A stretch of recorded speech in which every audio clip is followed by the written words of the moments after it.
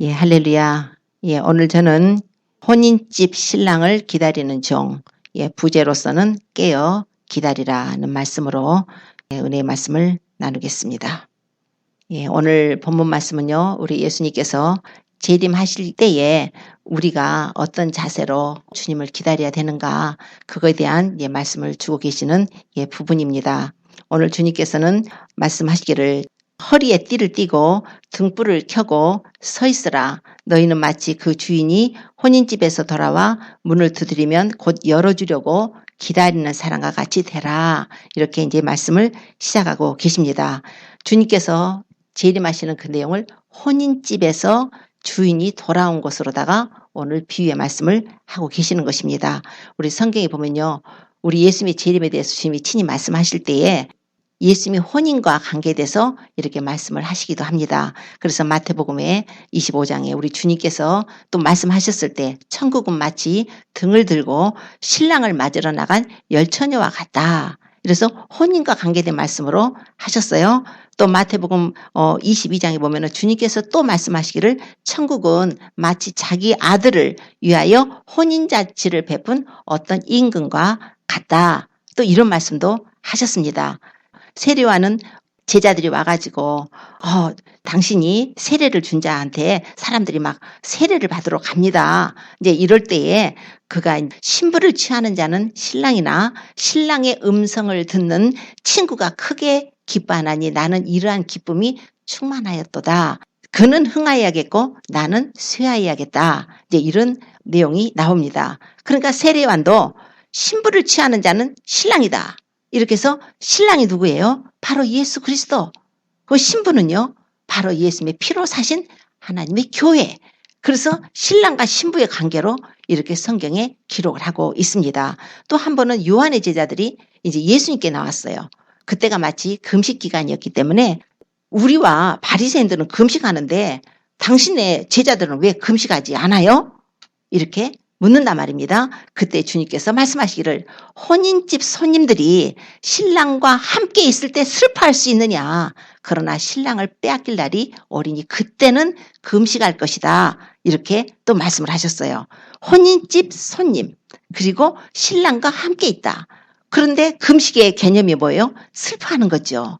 애통해하며 자기 마음을 찢으며 하나님께 자기의 죄로 인해서 이렇게 하나님께 금식을 올려드려요.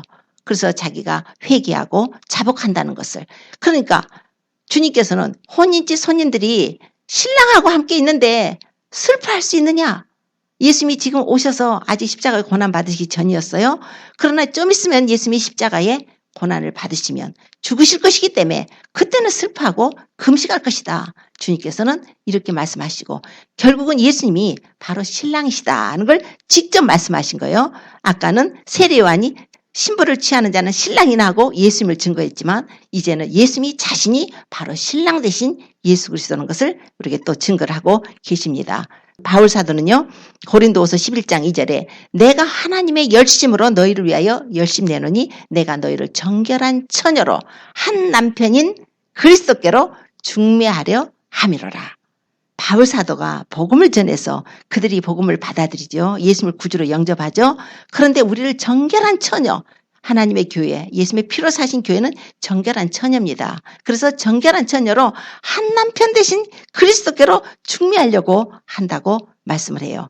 이렇게 성경에 보면은 예수님은 신랑 되시고 피로 사신 주님의 교회는 바로 신부된 자들이라 이렇게 말씀을 하고 있습니다.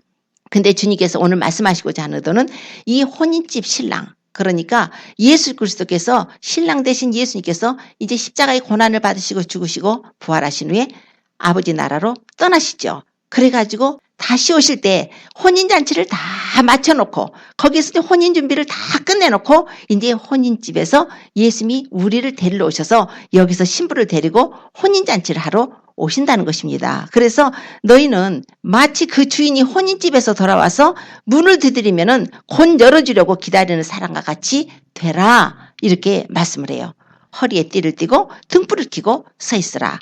예수님께서 재림하실 때는 두 가지 사건이 일어나게 될 것입니다. 하나는 바로 신부들과의 결혼식이 일어나게 돼요. 어린 양의 혼인잔치가 예수님이 재림할 때 일어나게 됩니다. 그러면 신부로 선택되지 못한 사람은 어떻게 될까요? 이 땅에서 남게 되겠죠. 그리고 이 땅에 남게 되면 사실은 주님께서 이 땅을 심판하러 오실 때에 그리스도의 신부된 자들을 공중으로 데리고 올라가셔서 이 땅의 심판을 면하게 하고 그곳에서 혼인잔치를 벌리고 혼인 축하 잔치를 할 때에 이 땅에서는 엄청난 환란이 일어나게 되는 것입니다. 그래서 두 가지죠. 예수님이 재림의 의미가 예수님을 믿어서 구원받은 하나님의 자녀들, 그리스도의 신부들을 데리러 오시는 사건이기도 하고, 또 예수님이 이 세상에 오실 때는 그동안의 마귀가 이 세상 임금이 되어가지고 악랄하게 이 세상을 지배하고 도적질하고 죽이고 멸망을 시키기 때문에 예수님이 오셔서 이 땅을 접수하러 오실 거예요. 이 땅을 접수하러 오실 때 마귀가 호락호락 물러나나요? 마귀가 호락호락 예, 주님 오셨습니까? 그동안에 이거 세상 잘 제가 도적질하고 죽이고 멸망시켰습니다. 이제 당신이 오셨으니까 그냥 통째로 가져가세요. 그럴까요? 마귀가요? 마귀는 그렇지 않죠. 끝까지 예수님을 대적하게 될 때 엄청난 환란이 일어나게 되는 거예요. 그래서 하나님의 심판이 부어지고 마귀를 심판하는 거예요. 마귀와 함께한 세상 사람들이 심판을 받게 되는 때가 바로 예수님의 재림 때인 것입니다. 그러나 하나님께서는 은혜로 우리에게 오늘 이런 비밀을 알려주세요. 혼인집에서 주인이 혼인집에서 돌아와서 문을 두드리면은 너희는 곧 열어주려고 문을 곧 열어주려고 기다리는 사람과 같이 되어야 한다고 말씀을 하고 계시는 것입니다. 자, 아가서에 보면요. 이런 내용이 나와 있어요. 아가서는 솔로몬하고 이제 술람미 여인의 이제 사랑으로 이 기록이 되어 있지만 영적인 의미는 솔로몬은 예수 그리스도를 의미하고 술람미 여인은 바로 우리 예수님의 신부들을 의미하고 있습니다. 그래서 술람미 여인과 솔로몬이 사랑을 했는데 이제 아가서의 5장에 가서 보면 이런 내용이 나요. 신랑이 어디를 갔어요. 이제 신랑이 이제 결혼식을 할 때 보면은 이스라엘 결혼식 할 때 보면은 신랑 신부가 정혼을 한 다음에 그 다음에 신랑은 자기 집으로 가가지고 그 처소를 만들어야 됩니다. 그래서 이제 신랑이 데리러 오는 거예요. 처소가 준비되면. 그런데 그 신랑이 왔어요. 와가지고 문을 두드립니다. 아가서 5장 2절에 보면은 그래요. 신랑이 막 문을 두드리는데 그 술람미 여인의 지금 상태가 어떤 상태냐면은 내가 잘지라도 마음은 깨었는데 나의 사랑하는 자의 소리가 들리는구나 그래요. 지금 자고 있어요. 그 여자가. 근데 마음은 깨었답니다. 양심은 있는 거예요 지금. 아 이러지 말아야지. 내가 그래도 내 신랑을 기다리고 있어야지 하는 그런 양심적인 소리는 있어요. 그런데 자요. 그런데 사랑하는 자의 소리가 갑자기 들립니다. 무슨 소리가 들리는가? 문을 막 두드리면서 나의 누이, 나의 사랑, 나의 비둘기, 나의 완전한 자야. 문 열어다오. 내 머리에는 이슬이, 내 머리털에는 밤이슬이 가득했다. 이렇게 신랑이 와서 막 문을 두드리는 거예요. 지금 머리털에 밤이슬이, 머리에 이슬이, 이게 밤늦게 신랑이 왔다는 거예요 지금. 신부를 데리러 왔어요. 그런데 그 신부가 하는 말이 내가 옷을 벗었으니까 어떻게 다시 입겠어요? 내가 발을 씻었는데 어찌 다시 더럽혀요? 이렇게 한단 말이에요. 안 열어주는 거예요. 그러니까 그 신랑이 안타까워가지고 문틈으로 손을 들이밀면서 제발 문을 열어다고 이러는 거예요. 그래서 아가서 5장 4절에 나의 사랑하는 자가 문틈으로 손을 들이미니까 내 마음이 그때 동했다. 이렇게 해요. 그래서 일어나서 나의 사랑하는 자를 위해서 문을 열었더니 그때 몰약이 내 손에서 몰약이 줍이 내 손가락에 문 빗장에 닿았다는 거예요. 그래서 몰약은 여기서 예수님의 보혈을 의미합니다. 주님께서 자꾸 사랑하는 자를 깨우니까 그제서야 이제 와서 문을 열려고 하니까 몰약이 손에 묻는 거예요. 그래가지고 문을 딱 열었습니다. 그랬더니 아니 내가 사랑하는 자를 위해서 문을 열었으나 그가 벌써 물러갔네. 내가 말할 때 내 혼이 나갔구나. 이렇게 얘기를 하는 거예요. 술람 여인이 지금 신랑이 와서 문 열어달라고 내 머리에 이슬이 내 머리털이 밤이슬이 가득했어. 그러니까 밤에 늦게 신부를 데리러 왔는데 이 여자가 하는 말이 나 벗었어요. 나 자려고 누웠어요. 그러고선 일어나기 싫은 거예요. 주님은 노크를 하시는데 그래서 문을 열었는데 신랑이 가버렸어요. 이게 뭘까요? 이게 지금 아가서를 통해서 우리에게 주시는 말씀이 예수님께서 우리를 신부 삼으셨죠? 예수님의 피로 우리를 사셨어요. 그분의 신부로 피의 언약을 맺었습니다. 예수님은 내가 갔다가 다시 온다고 하셨어요. 다시 오실 때는 신부를 데리러 오시는 거예요. 신부를 데리러 왔는데 신부의 상태가 지금 어떻습니까? 누워서 자요. 잔다는 것은 영적인 잠을 자고 있다는 거예요. 그러면서 하는 말이 나 옷 다 벗었어요 그래요. 오늘 주님께서 본문에 누가복음 12장의 본문에 뭐라고 말씀하셨나요? 너희는 띠를 띠고 등불을 켜고 서 있으라 그랬는데 이 여자는 불 다 꺼놓고 자야 되니까 불도 끄겠죠. 불도 꺼놓고 옷도 다 벗어버리고 누워갖고 밖에서 주님이 오셔서 노크를 할 때 안 열어주는 거예요. 자꾸 문틈으로 소리 밀면서 깨라고 할 때 그제서야 마지못해서 일어나서 문을 열려고 하니까 주님이 가버렸어요. 그제서야 아이고 내 혼이 나갔구나. 이거 어떡하지? 그게 뭘까요? 휴거가 이루어져 버렸다는 거예요. 휴거가 이루어져 버렸다는 거예요. 주님이 오셔서 교회를 데리러 오셨는데요. 그 상태에 잠을 자고 있어요.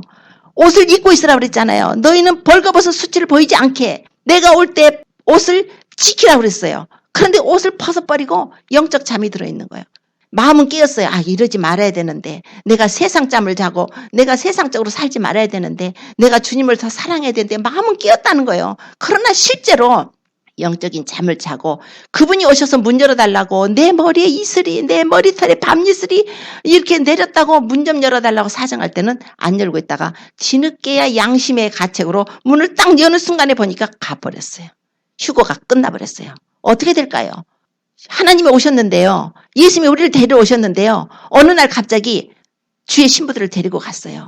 우리가 여기 당그만이 남았다는 걸 생각할 때 어떤 마음이 들까요? 혼이 나가버렸다는 거예요. 내 혼이 나갔구나. 이거 어떡하지? 저쪽 교회는 어떻게 됐나? 저쪽 교회는 어떻게 됐나? 누가 여기서 없어진 사람 없나? 하나님이 주님이 언제 누구를 데려가셨지? 왜 나는 남겨졌지? 이거 큰일 났네. 자, 그랬을 때 그를 찾아요. 그를 찾아도 못 만났고 불러도 응답이 없었구나. 이렇게 말씀해요. 환란에 남겨진 거예요. 그 다음에 아가서 5장 7절에 뭐라고 그러는지 알아요? 성중에서 행순하는 자들이 나를 만나니 나를 쳐서 상하게 하였고 성벽을 파수하는 자들이 나의 웃옷을 벗겨 취하였구나 그래요. 환란에 남겨졌을 때 엄청난 환란을 당하는 모습이 여기서 기록이 되고 있는 거예요. 자, 하나님께서는 이렇게 성경을 통해서 환란에 남겨지지 않도록 우리에게 은혜의 시간입니다. 지금 은혜의 시간을 우리에게 주셨어요. 구원의 날 주셨어요. 2000년 전에 오셔서 예수님이 십자가에 죽으시고 부활하신 후에 예수님께서 성령을 보내셔서 지금 누구든지 문 밖에서 문을 열고 계시는 거예요. 볼자다 내가 문 밖에 서서 두드리느니 누구든지 내 음성을 듣고 문을 열면 내가 그에게로 들어가 그로 더불어 먹고 그는 나로 더불어 먹으리라. 지금 성령 시대로 열어주셔서 우리의 마음의 문을 열어주고 계십니다. 아가서의 이 술람 여인은 성령 받은 자예요. 이미 그분하고 사랑의 관계를 가졌던 자입니다. 그러나 주님이 가셨다가 다시 오실 때까지 너무 그 기간이 길어서 너무 밤이 늦었잖아요. 기다리다 밤이 늦어가지고 지금 자고 있는 모습 아닙니까?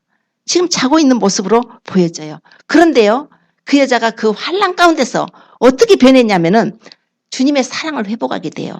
그래서 아가서 5장 8절은 예루살렘 여자들아 내가 너희에게 부탁한다. 너희가 나의 사랑하는 자를 만나거든 내가 사랑함으로 병이 났다고 하려무나.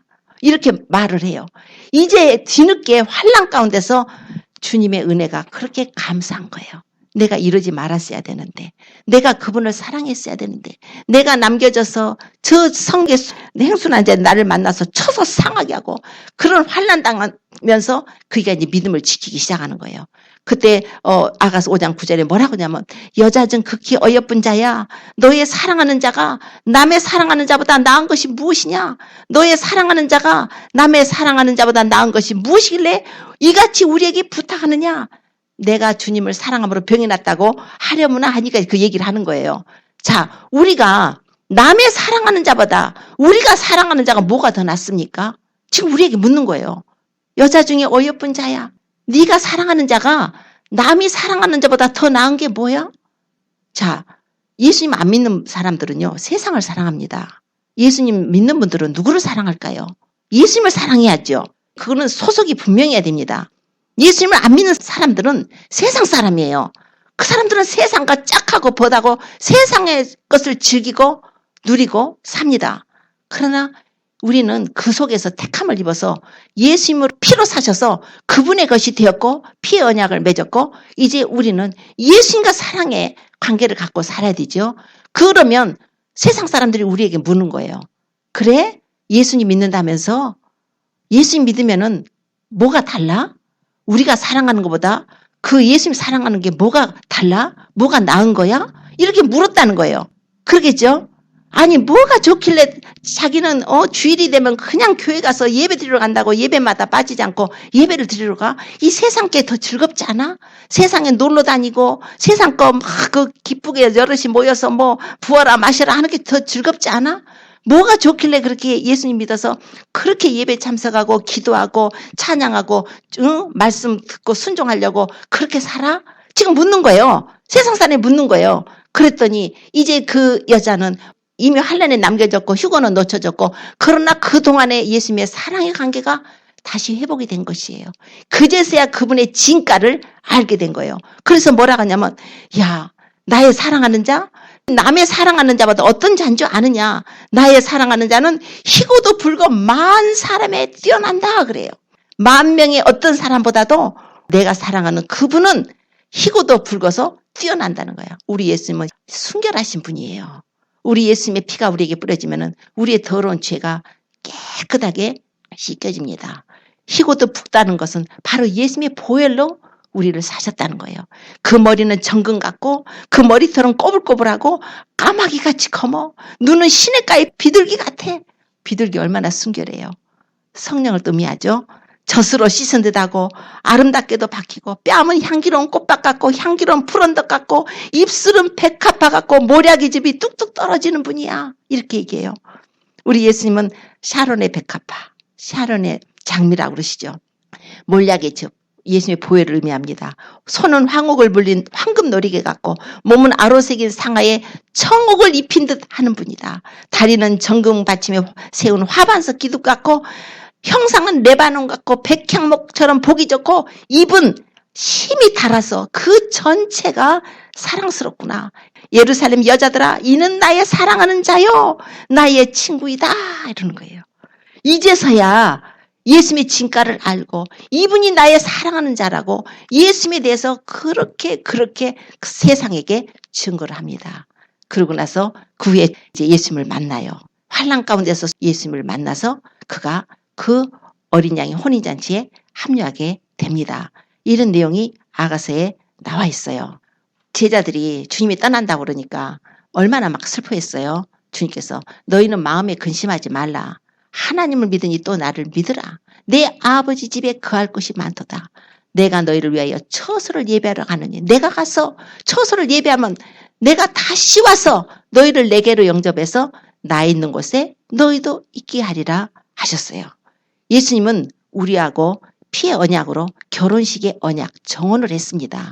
우리가 예수님을 믿은 자라면 예수님과 결혼한 정혼한 사이예요. 이제 예수님은 가셔서 하늘의 처소를 예비하신 후에 우리를 데리러 오셔서 이제 영원히 살 그곳으로 우리를 데리고 가실 것입니다. 바로 그때가 언제냐면 예수님이 재림할 때라는 것이에요. 예수님이 재림할 때 오늘 주님께서 예수님이 재림하실 때 이 땅에 재림하시기 7년 전에 공중에 미리 오셔서 신부들을 데려가시는 그 휴거 신부들을 데려가실 때 절대로 우리가 그 사건을 놓치지 않도록 계속적으로 주님께서 혼인잔치를 비유를 해서 말씀하고 계시잖아요. 우리가 깨달아야 돼요.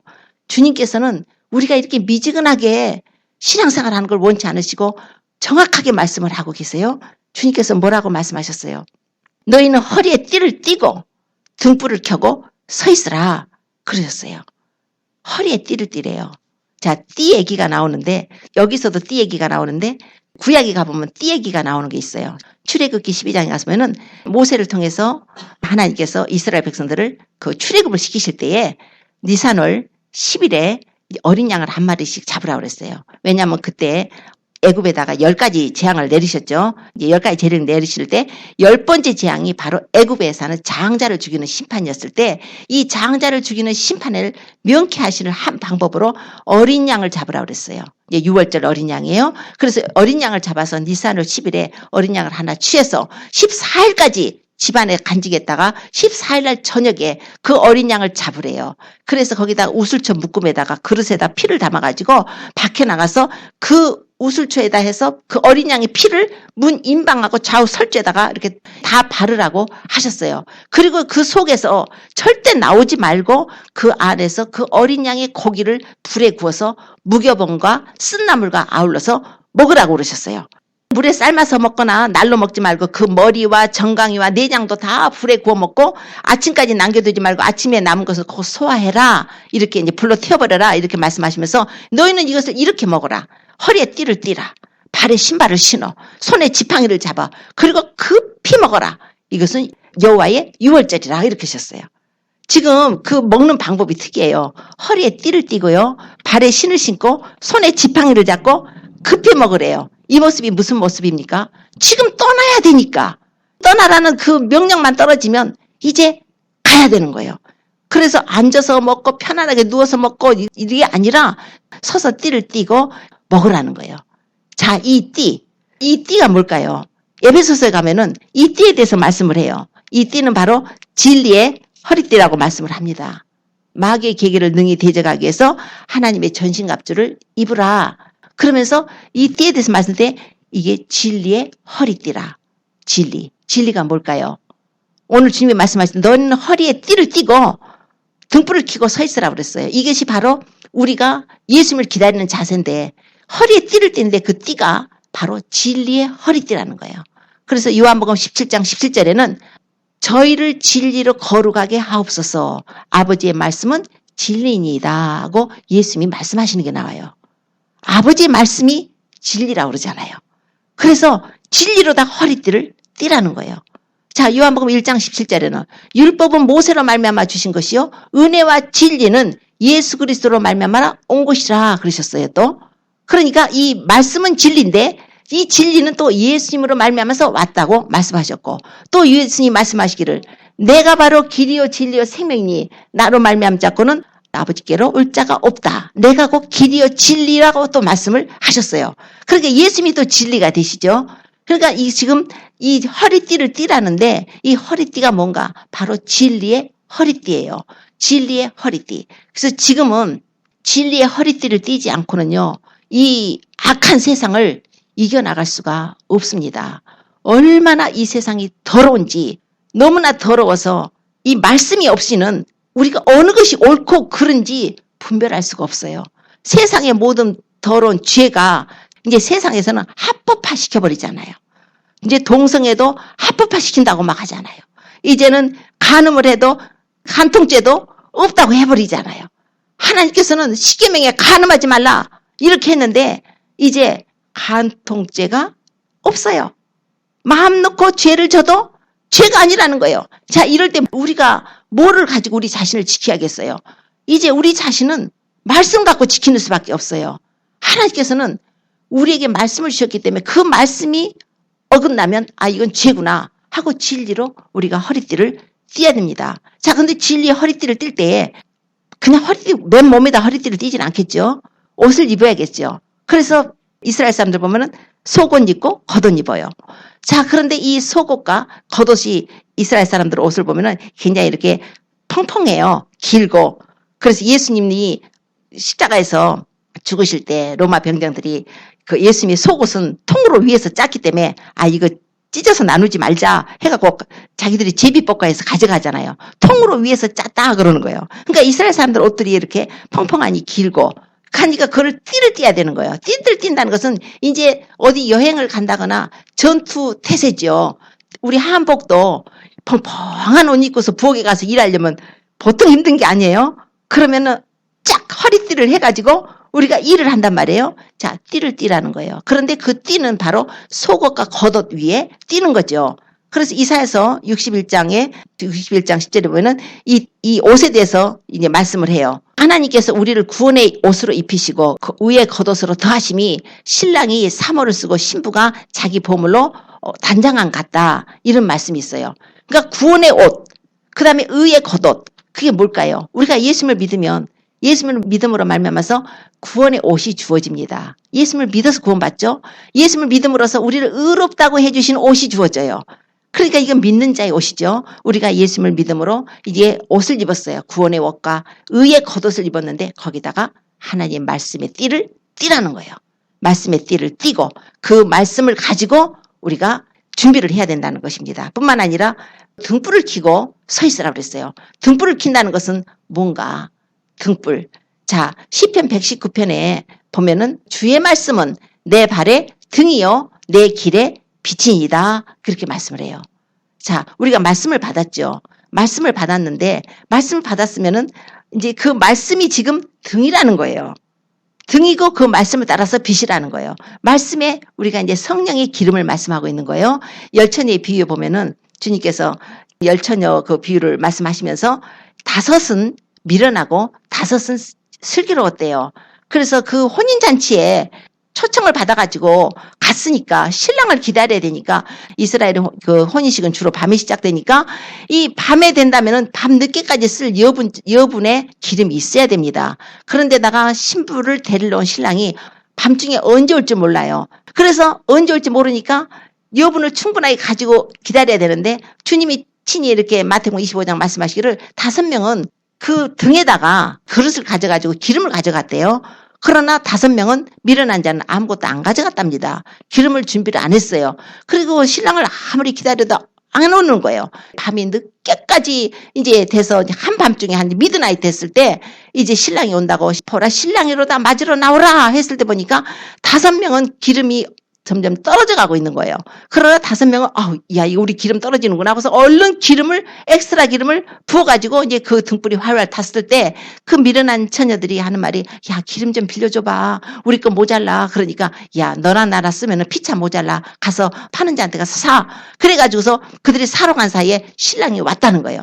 신랑이 와서 그들은 그 혼인잔치에 들어가고 문이 닫혀버린 거예요. 그 후에 5명이 와가지고 막 문을 열어달라고 할 때 나는 너희가 누군지 몰라. 주님이 너희가 누군지 모른다고 그래버리시는 거예요. 그러므로 너희는 깨어서 예비하고 있으라는 거예요. 어느 때 올지 모르니까 너희는 항상 깨어 있으라고 말씀을 하신 것입니다.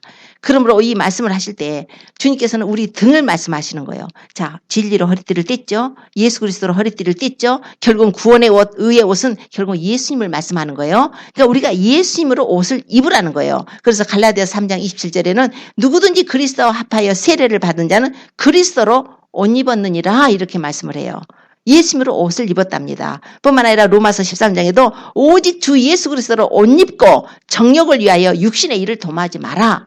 이렇게 말씀했어요. 예수님으로 옷을 입었다는 것은 정말 이렇게 밤이 깊고 죄악이 밤이 깊어도 우리 주님 오실 때가 다가왔으니까 낮이 가까웠으니까 이제는 어둠의 일을 벗어버리고 빛의 갑옷으로 바꿔 입으라는 것입니다. 낮에와 같이 단장하게 행하고 방탕하고 술 취하지 말고 음란하고 호색하지 말고 쟁투하고 시기하지 말고 오직 주 예수 그리스도로 옷 입고 정욕을 위해서 육신의 일을 도모하지 마라. 이렇게 말씀을 하신 것입니다. 주님께서 너희는 세상의 빛이라 그랬어요. 너희는 세상의 빛이라. 그러면서 산 위에 있는 동네가 숨기지 못할 것이다. 사람이 등불을 켜서 이 말 아래 두지 않고 등경 위에 두는 것은 집안 모든 사람들에게 비치게 하려고 한다는 거예요. 이같이 너희 빛을 사람 앞에 비춰라.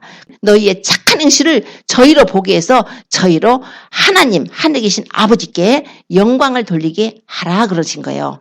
우리가 세상에 빛입니다. 주님께서 너희는 등불을 켜고 서 있으라니까 등불은 물론 성령을 말씀해요. 성령이 기름입니다. 하나님 말씀을 우리 주셨을 때에 성령이 우리에게 주시면 성령의 기름이 타오르면 이제 말씀이 살아서 역사를 해요. 그런데 그 빛을 비치게 하시는 뜻이 뭐였냐면 이 죄악된 밤에 이 캄캄한 죄악된 세상에 우리는 하나님의 자녀들로서 그리스도의 신부들로서 거룩하게 정말 하나님의 말씀에 따라서 사는 순결한 하나님의 자녀로 보여지라는 거예요. 너무너무 더럽고 다 죄 짓고 있을 때 한 사람만 죄를 안 짓고 그 노아시대 보세요. 노아시대에 다른 사람들 먹고 마시고 시집가고 장가가고 온갖 세상 쾌락에 그렇게 다 들어가 있을 때 노아는 뭐 했어요? 120년 동안을 못질해가면서 나무 잘라가면서 방주 만들었어요. 자기 가족들을 구원할 방주예요. 각각 만들어야 됩니다. 그것이 바로 뭐냐면 세상에 그는 취해서 하는 자가 아니라 세상을 사랑한 자가 아니라 그야말로 어둠을 밝히는 빛이었어요. 롯도 그렇지요. 롯이 어떻게 됐어요? 의인 롯이라고 그러잖아요. 그 소돔성의 그 죄악이 밤이 깊어서 그렇게 동성에 만연하고 성적 타락이 있을 때에 의인 롯이 그들이 그 불의한 행동을 보고 의로운 심령을 상했다라고 말씀을 해요. 롯도 의인이고 노아도 의인이에요. 하나님과 동행하는 자들이에요. 하나님이 우리에게 말씀하시는 것은 너희는 등불을 켜라는 거예요. 등불 켜가지고 말 아래 두지 말고 아까 그 술람이 여인이 등불은 있었는데 잤다고 다 옷 벗어버리고 영적으로 잠들어 버리잖아요. 그러다가 주님이 오셨을 때 휴거를 못 받고 남겨지게 됐을 때 환난까지 당하는 것을 기록을 하고 계시는 것이에요. 우리에게 주신 교훈이죠. 주님께서는 너희는 등불을 켜고 서 있어라. 우리 예수님께서는 내가 불을 땅에 던지러 왔다. 이 불이 이미 붙었으면 내가 무엇을 원하리요? 그랬어요. 주님은 불을 붙이러 오셨어요. 어떤 사람들이 이걸 심판의 불이라고도 해요. 그러나 이건 심판의 불이 아닙니다. 우리 주님은 이 복음의 불을 붙이러 오셨어요. 독생자 예수를 믿음으로써 죄인들이 그분 앞에 나와서 회개하고 죄사함을 얻고 이제 하나님의 거룩한 자녀가 되어서 세상에 빛이 되어서 세상을 비추는 빛, 그처럼 너희는 세상의 빛이라 하셨으므로 이렇게 빛된 삶을 살고 저들로 보고서 얼굴이 부끄럽게 만들어서 저들로 하늘에 계신 하나님 아버지께 영광을 돌리게 하려고 너희의 착한 행실을 보게 하려고 그 착한 행실은 인본주의를 말하는 것이 아니에요. 말씀대로 사는 것입니다. 그분의 말씀에 따라서 우리가 선악을 분별해 가면서 그분을 순종하며 그분을 사랑하고 살라고 주님께서는 너희는 등불을 켜라고 말씀을 하셨어요. 등불을 켜야 돼요. 지금 등불을 켜야 될 때입니다. 세상이 너무나 혼탁해요. 여러분 심판의 쓰나미가 오고 있어요. 이제 주님이 곧 오십니다. 그냥 막연하게 2000년 전부터 오신다고 했으니까 그냥 막연하게 언제 오시긴 오셔. 뭐 10년 될지 20년 될지 30년 될지 몰라. 그거는 주님을 기다리는 자의 자세가 아닙니다. 설령 자기들이 성경을 깨달아서 주님이 이때 오시겠구나. 뭐 1년일지 10년일지 20년일지 깨달았다 할지라도 우리는 그 날짜까지 기다릴 것이 아니에요. 에브리데이에 바로 이 순간에 예수님이 오실 것이라는 생각을 하고 살아야 돼요. 예수님이 재림뿐만 아니라 내 자신이 주님 앞에 언제 갈지 모릅니다. 이 세상에요. 환난 많아요. 사건 사고 많아요. 아무도 내가 언제까지 살 거야 라고 보장할 수가 없습니다. 하나님께서 데려가시면 가는 거예요. 그러려면 준비가 안 돼 있으면 어디로 갈까요? 심판을 받는 거예요. 그래서 날마다 우리는 예수 믿는 자들이니까 날마다 우리가 보혈로 씻는 거예요. 회개하는 거예요. 그분 앞에 내가 정말 주님의 뜻대로 살지 못했는가. 나더러 주여 주여 하는 자마다 다 천국에 들어갈 것이 아니고 오직 하늘에 계신 내 아버지 뜻대로 행하는 자만 들어간다 그랬어요. 그리고 좋은 열매를 안 맺히면은 버림을 받는다 그랬어요. 주님은 우리에게서 열매를 찾으십니다. 열매를 찾아요. 우리가 율법의 행위로 구원을 받는 건 아니에요. 우리는 믿음으로 구원을 받지만 믿음은 아름다운 열매로 증거가 되는 것이에요. 나의 삶을 통해서 증거가 됩니다. 주님께서 뭐라고 그러셨냐면 너희는 띠를 띠고 등불을 켜고 마지막에 뭐라고 그러셨냐면 서 있으래요. 서 있다는 것. 자, 서 있다는 건 뭘까요? 서 있다는 것은 지금 종이에요. 주인이 혼인집에서 돌아오면은 문을 두드리면 곧 열어주려고 지금 등불 들고 띠띠고 이렇게 지금 서빙하고 있는 모습이죠. 종의 모습이에요. 섬기는 자의 모습이에요. 예수님께서 제자들이 하도 쟤네끼리 네가 크냐 내가 크냐 맨날 다투는 거예요. 그래서 주님이 말씀하시기를 앉아서 먹는 자가 크냐 섬기는 자가 크냐. 앉아서 먹는 자가 크지. 그러나 나는 섬기는 자로 너희 중에 있노라 그러셨어요. 너희 중에 누구든지 크고자 하는 자는 너희를 섬기는 자가 되고 너희 중에 누구든지 으뜸이 되고자 하는 자는 모든 사람이 종이 되어야 하리라. 인자가 온 것은 섬김을 받으려 함이 아니고 도리어 섬기려 하고 자기 목숨을 많은 사람의 대속물로 주려 함이라 그러셨어요. 우리가 직분으로 높임을 받는 거 아닙니다. 목사님이라고 높임 받는 거 아니에요. 전도사님, 장로님, 권사님, 안수집사님, 집사님 직급별로 높임 받는 거 아니에요. 주님은요. 나는 섬김을 받으러 온 것이 아니고 도리어 섬기려 하고 자기 목숨을 십자가에서 많은 사람의 대속물로 주려고 오셨다고. 앉아서 먹는 자가 크지만 예수님께서는 섬기는 본을 보이시느라고 제자들 발을 씻기셨어요. 자, 주님께서는 이런 자세를 갖기를 원하고 계세요. 우리의 삶 속에서 섬기는 자의 자세, 서서 주님을 기다리래요. 종의 자세로서 교만하지 않게 항상 겸손과 온유로 오래 참음으로 사랑 가운데서 우리가 서로 용납하면서 우리가 주님을 섬기는 것입니다. 그런 겸손한 자세로 우리 예수님은 나는 마음이 온유하고 겸손하다고 그러셨어요. 우리 주님은 겸손하신 분이시죠. 우리 주님은 빌립보서의 2장 5절 이하로 쭉 나오잖아요. 너희 안에 이 마음을 품으라. 곧 그리스도 예수의 마음이니 그는 근본 하나님의 본체시나 하나님과 동등됨을 취할 것으로 여기지 아니하시고 자기를 비어 종의 형체를 가지고 사람으로 오시고 사람의 모양으로 나타나셨으며 자기를 죽기까지 복종하셨으니 그 십자가에 죽으심이라.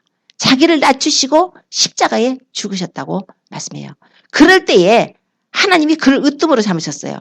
하나님께서 그를 지극히 높여서 모든 이름에 뛰어난 이름을 주셔서 하늘에 있는 자들, 땅에 있는 자들, 땅 아래에 있는 모든 자들로 예수의 이름에 무릎을 꿇게 하시고 모든 입으로 예수님을 주라 신에서 하나님께 영광을 돌리게 하셨느니라. 사탄도요. 예수님 보면 주님 고개를 숙일 수밖에 없게 하셔버렸다는 거예요. 사탄 마귀도 주님 할 수밖에 없도록 하나님께 모든 입으로 그냥 막아버리신 거예요.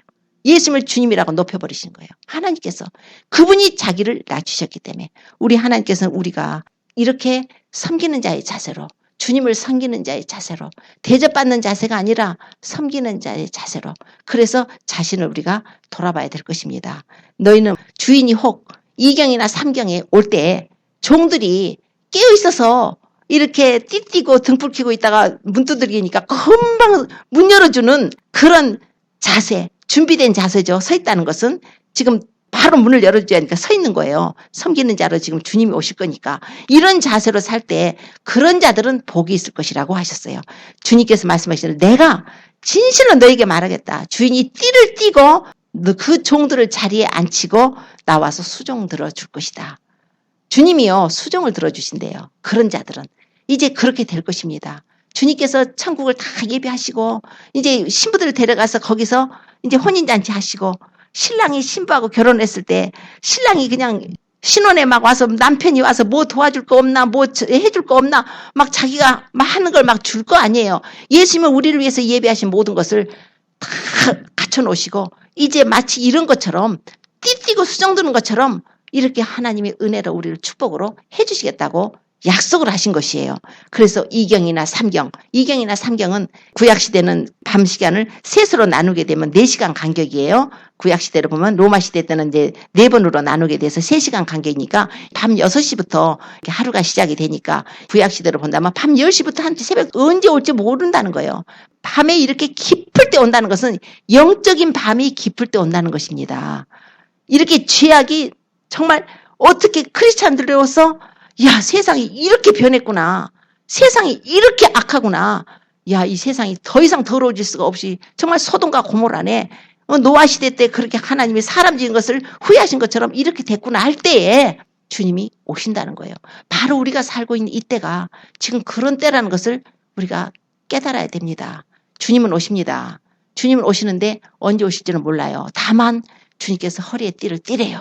말씀으로 띠는 거예요. 말씀 중심으로 살아야 된다는 거예요. 하나님의 말씀이 이거 나쁜 거야. 그러면 나쁜 거예요. 하나님의 말씀이 이게 좋은 거야 하면 좋은 거지만 나쁜 거야 하면 나쁜 거예요. 세상 사람들이 세상 법으로 하나님의 법을 바꿔가지고 야 이거 죄 아니야 하고서 자기들이 그 법을 바꿀지라도 다 심판을 받게 될 것입니다. 주님께서 말씀하시기를 만일 도적이 어느 때에 이럴 줄 알았더라면 그 집을 뚫지 못하게 했지 않았겠냐. 이러므로 너희도 예비하고 있으라. 생각지 않은 때에 인자가 오리라 하셨어요. 예수님께서는 분명히 말씀하셨어요. 도적같이 오리라. 그래서 계시록에 16장 15절에 보면은 보라 내가 도적같이 오리니 누구든지 깨어서 자기 옷을 지켜 벌거벗고 다니지 아니하며 자기의 부끄러움을 보이지 않는 자가 복이 있다고 하셨어요. 베드로 사도는 주의 날이 도적같이 올 것이다. 그날에는 하늘이 큰 소리로 떠나가고 체질이 뜨거운 불에 풀어지고 땅과 그 중에 있는 모든 것이 드러날 것이다. 이 모든 것이 이렇게 풀어지리니 너희가 어떠한 사람이 되어야 마땅하니요 거룩한 행실과 경건함으로 하나님의 날이 임하기를 바라보고 간절히 사모하라 이렇게 말씀했어요. 또 우리 주님은 그 날과 그때는 아무도 모르나니 하늘에 있는 천사도 모르고 아들도 모르고 아버지만 아신다. 주의하라 깨어있으라 그때가 언제인지 알지 못합니다. 계속적으로 주님께서 말씀해요. 누가복음 21장 34절에 너희는 스스로 조심하라. 그렇지 않으면 방탕함과 술 취함으로 생활의 염려로 마음이 둔하여지고 뜻밖의 그날이 덕과 같이 너희에게 임하리라. 이날은 온 지구상에 거하는 모든 사람에게 임하리라. 이러므로 너희는 장차 올 이 모든 일을 능히 피하고 인자 앞에 서도록 항상 기도하며 깨어 있으라고 하셨어요. 피할 수 있다고 말씀하셨죠. 이 모든 일을 능히 피하고 인자 앞에 서도록 항상 기도하고 깨어 있어라. 우리는 깨어 있어야 됩니다. 깨어 있다는 것은 영적으로 깨어서 하나님의 말씀을 받았으면 그 말씀을 지키려고 해야 되는 거예요. 하나님을 경외해야 됩니다. 그분을 사랑해야 됩니다. 그래서 우리는 예배가 회복돼야 돼요. 예배에 기쁨이 없습니까? 예배가 막 지겨워요? 예배가 타이어드 합니까? 그러면 그 사람은 자고 있는 거예요. 예수님을 사랑하는 자들은 그렇지 않아요. 정말 주님하고만 있고 싶은 거예요. 하루 종일 예배만 드려도 좋겠다. 하루 종일 찬양만 드려도 좋겠다. 하루 종일 기도하면 좋겠다. 그러나 그러지 않다면 자기가 자기 자신의 건강 상태를 체크해 볼 수가 있을 것입니다. 아, 예배 피곤해. 조금만 드리고 가고 싶어. 피곤한 거? 그건 영적인 잠을 잔 것입니다. 웨이크업 하십시오. 이제 깨어날 때가 됐어요. 아가서의 그 술람 여인처럼 그렇게 고통받고 그 환난 겪고 주님 만나는 것보다 지금 예비해서 지금 주님 사랑해서 지금 주님하고 관계가 사랑의 관계가 회복돼서 주님이 우리 오셔서 공중에서 나팔소리 날 때 우리 이름 부르실 때 그날 올라가는 것이 가장 영화로운 교회의 영광입니다. 우리가 그런 영광에 들어가야 됩니다. 항상 말씀과 기도 창념하십시오. 그리고 중보기도도 다른 분들 위해서 하셔야 됩니다. 그리고 다른 사람들 이제 용서하고 서로 화평하고 거룩함을 추구해야 돼요. 한 사람도 껄끄러운 사람 없이. 그래서 날마다 그 영혼들 위해서 기도하고 전해주고 또 사랑해야 됩니다. 하나님 사랑하고 이웃 사랑하고 이렇게 우리가 깨어있어서 영적으로 준비가 돼서 주님 오실 때 나팔소리 날 때 우리 이름 부르실 때 공중으로 할렐루야 아멘 들어 올라가서 공중에서 주님 만나서 주님과 함께 그 어린 양 혼인잔치에 참여하는 저와 우리 모든 성도님 되시기를 예수님으로 축원합니다. 기도드리겠습니다.